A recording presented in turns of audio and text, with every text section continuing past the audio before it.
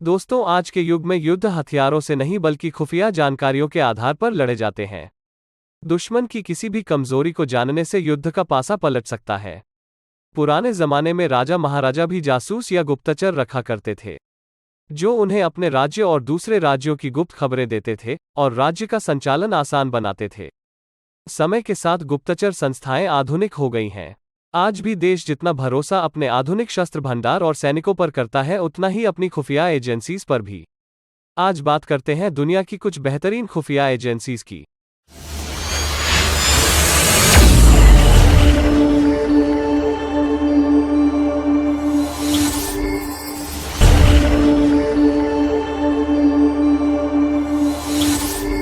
Ministry of state security MSS चीन के जनवादी गणराज्य की सुरक्षा एजेंसी है, जिसका उद्देश्य दुश्मन एजेंटों, जासूसों आदि के खिलाफ प्रभावी उपायों के माध्यम से देश की सुरक्षा सुनिश्चित करना है। MSS चीन में समकालीन अंतर्राष्ट्रीय संबंध संस्थान CICIR भी चलाता है, जिसके पास अनुसंधान और विश्लेषण करने के साथ साथ विदेशी अधिकारियों से परामर्श करने के लिए कई विद्वान हैं। चीन अपने देश की सुरक्षा को लेकर इतना गंभीर है कि चीन में इंटरनेट सेवाएं बंद हैं। MSS इंटरनेट और ऐसे किसी भी माध्यम से आने वाले खतरे पर कड़ी नजर रखती है। Australian secret intelligence service Australian secret intelligence service उर्फ ASIS ऑस्ट्रेलियाई सरकार की खुफिया एजेंसी है, जो विदेशी खुफिया जानकारी एकत्र करने, काउंटर इंटेलिजेंस गतिविधियों और विदेशों में अन्य खुफिया एजेंसियों के साथ सहयोग करती है। 20 से अधिक वर्षों से ASIS का अस्तित्व अपनी सरकार से भी एक रहस्य था। हालांकि एक बार सुर्खियों में आने के बाद वर्ष 1974, 1983 और 1994 में इसके संचालन के लिए रॉयल कमीशन द्वारा इसकी 3 बार जांच की गई। Canadian security intelligence service CSIS Canada की खुफिया एजेंसी है, जो देश की राष्ट्रीय सुरक्षा को देखती है। CSIS के कर्तव्यों में खुफिया जानकारी एकत्र करना, गुप्त अभियान चलाना और संभावित सुरक्षा खतरों पर सरकार को सलाह देना शामिल है। CSIS 5I में कनाडा का प्रतिनिधि भी है, जो अमेरिका, ब्रिटेन, कनाडा, ऑस्ट्रेलिया और न्यूजीलैंड के बीच एक खुफिया गठबंधन है। General directorate for external security DGES France की बाहरी खुफिया एजेंसी है, जो फ्रांस के रक्षा मंत्रालय के निर्देशन में काम कर रही है। एजेंसी DCRI आंतरिक खुफिया केंद्रीय निदेशालय के साथ काम करती है और सबसे दिलचस्प एजेंसीज में से एक है। शिकार करती हुई चिड़िया एजेंसी के लोगों में संप्रभुता, परिचालन क्षमता, अंतर्राष्ट्रीय परिचालन प्रकृति और DGSE की दक्षता का प्रतिनिधित्व करती है। इसके लोगों में फ्रांस को एक अभयारण्य के रूप में दर्शाया गया है और रेखाएं DGES द्वारा उपयोग किए गए नेटवर्क को दर्शाती हैं। DGES ने सिविल वॉर के वक्त फ्रांस के लिए काफी बड़ा रोल प्ले किया था। Research and analysis wing raw का प्राथमिक उद्देश्य पड़ोसी देशों की गतिविधियों की निगरानी करना है।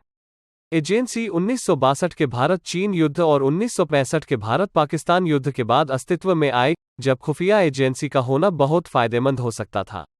इस प्रकार प्रधानमंत्री इंदिरा गांधी और उनकी सरकार को एक ऐसी एजेंसी की आवश्यकता महसूस हुई, जो युद्ध में जाने से पहले या किसी आतंकी हमले की चपेट में आने से पहले सचेत करे और भारत की रक्षा करे। फेडरल इंटेलिजेंस सर्विस FIS अंतर्राष्ट्रीय आतंकवाद, WMD प्रसार और प्रौद्योगिकी के अवैध हस्तांतरण आदि जैसे विभिन्न क्षेत्रों पर जानकारी इकट्ठा कर उनका मूल्यांकन करता है।